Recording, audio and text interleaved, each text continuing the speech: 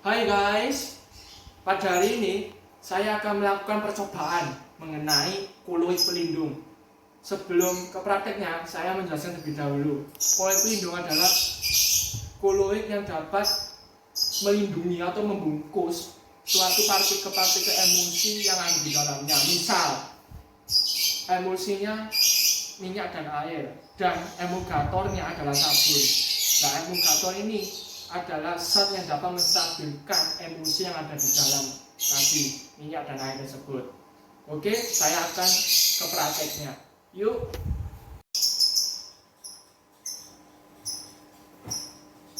Oke, sekarang saya akan lakukan percobaannya. Pertama-tama saya akan menyiapkan terlebih dahulu minyak goreng. Percobaan gelas pertama, gelas kedua, dan gelas ketiga. Dan saya menyiapkan juga kecap, sabun, dan yang terakhir adalah susu. Saya akan menuangkan minyak gorengnya terlebih dahulu.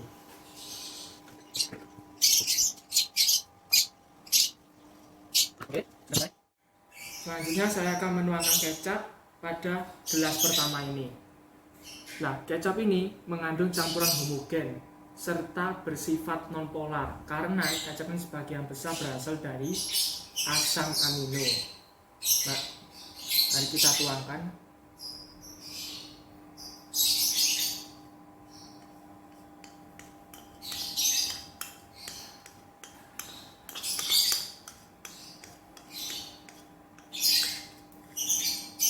Oke, saya aduk.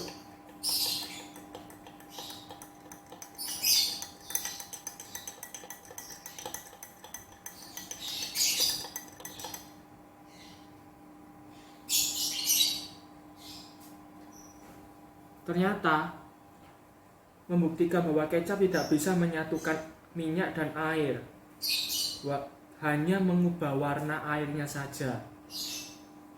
Karena kecap ini bersifat nonpolar, sedangkan minyak nonpolar dan airnya bersifat polar, sehingga tidak bisa menyatu dengan baik.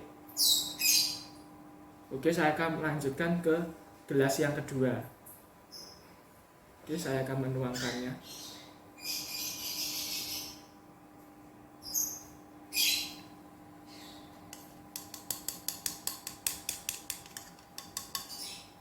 Lalu saya aduk.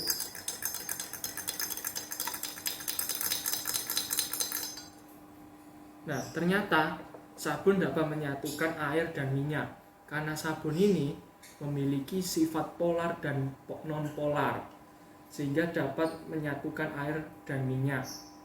Selain itu, sabun ini juga memiliki bagian kepala dan ekor, di mana bagian kepala ini disebut dengan liofil, di mana suka berikatan dengan molekul air, sedangkan yang bagian ekornya itu disebut dengan liofob, suka berikatan dengan noda lemak atau minyak. Makanya sabun ini bisa bersatu dengan baik antara minyak dan air. Selain itu, sabun ini kan juga bisa digunakan pada pakaian yang sudah kotor, sehingga bisa menghilangkan noda kotor atau lemak yang menempel pada pakaian tersebut. Oke, saya melanjutkan ke gelas ketiga. Saya akan menuangkannya.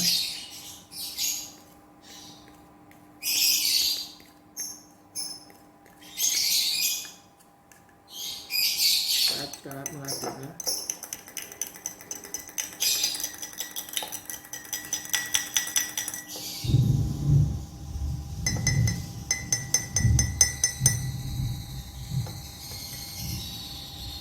pada gelas ketiga ini membuktikan bahwa susu kental ini tidak bisa menyatukan minyak dan air, hanya mengubah warna airnya saja menjadi warna putih. Karena susu kental ini itu termasuk jenis koloid, di mana fase terdispersinya itu lemak dan fase pendispersinya itu air. Dan susu ini bersifat nonpolar karena sebagian besar susu kental ini berasal dari lemak atau minyak nabati, sehingga tidak bisa menyatukan air dan minyak. Sehingga dari ketiga gelas percobaan ini yang hanya bisa menyatukan minyak dan air itu hanya sabun. Karena sabun itu lebih bersifat jati yang bisa menyatukan air dan minyak. Begitulah penjelasan dari saya. Terima kasih. Sampai jumpa. Tetap semangat.